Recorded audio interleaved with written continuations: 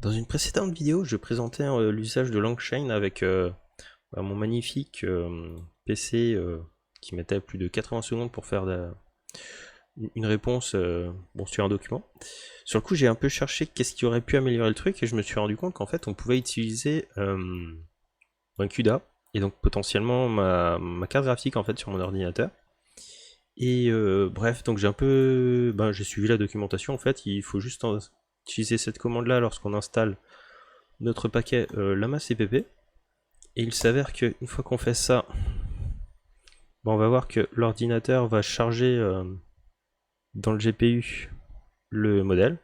Donc là on peut voir que, alors j'ai pu que mettre 32 layers sur 35 parce que mon GPU n'a que 6 Go de RAM et potentiellement il faut un peu plus de 6 Go pour charger le modèle. Donc voilà, donc là on peut voir que mon GPU, quand j'ai chargé mon modèle, c'est chargé. Et donc là on va poser une question. Bon, on utilise toujours notre document sur l'acupuncture. Il faudrait vraiment que je trouve un autre PDF un peu plus intéressant que ça. Voilà, donc là on voit que le GPU il se fait bourriner sa gueule lorsqu'on lui pose la question. Donc là on utilise vraiment le GPU.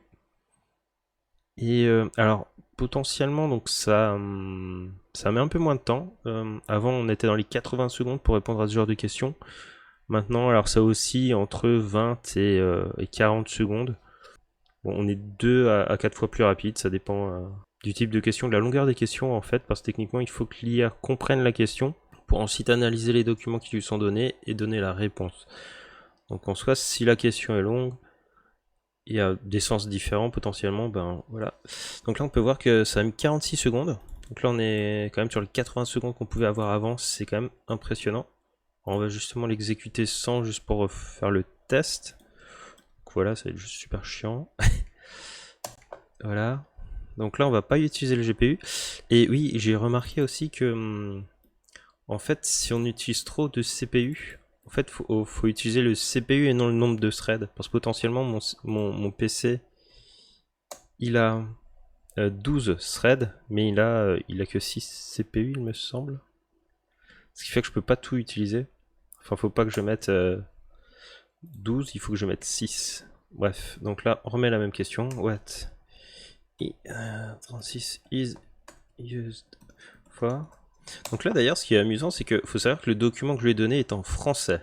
C'est-à-dire que là en fait l'IA, on lui a posé une question en anglais sur des documents français et ça répond en anglais.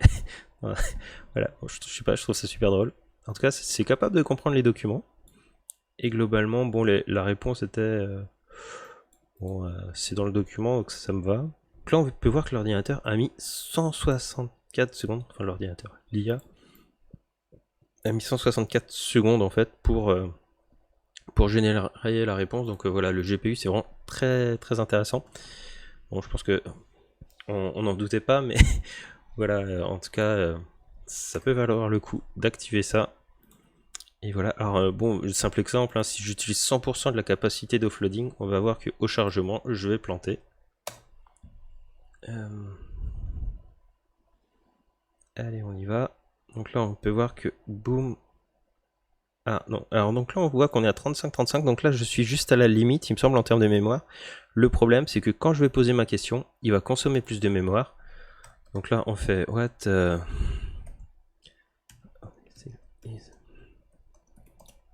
et là ça plante out of memory. Voilà. Donc je peux pas vraiment charger toute la mémoire que je veux parce que pas assez de RAM. Voilà. Donc va falloir jouer un peu avec le nombre de layers pour voir en fait jusqu'à où vous montez dans la mémoire, et donc à partir de là vous cherchez un peu la limite et normalement ensuite vous pouvez faire votre questionnement sur vos documents et autres. Voilà, donc là normalement c'est censé être prendre 20 et 30 secondes en GPU maintenant. Donc là bon ouais, il a mis 50 secondes, allez, c'était un tout petit peu plus rapide quand même que l'autre.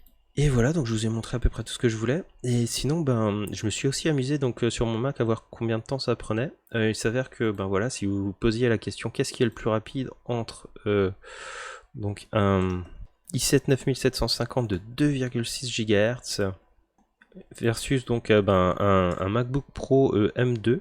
Et ben voilà, c'est maintenant.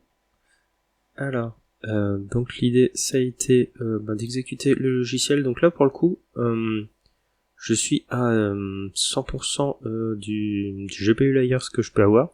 Donc là, encore une fois, ce qui est intéressant avec le MacBook, c'est que vous avez une mémoire partagée entre le GPU et le CPU.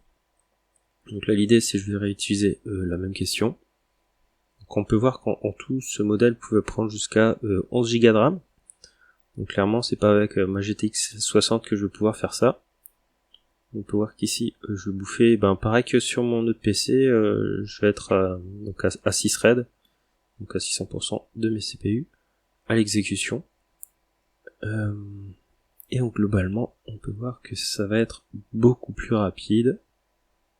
Et voilà, c'est fait. On est à 32 000 millisecondes, soit 32 secondes pour une exécution totale. Voilà, c'est tout.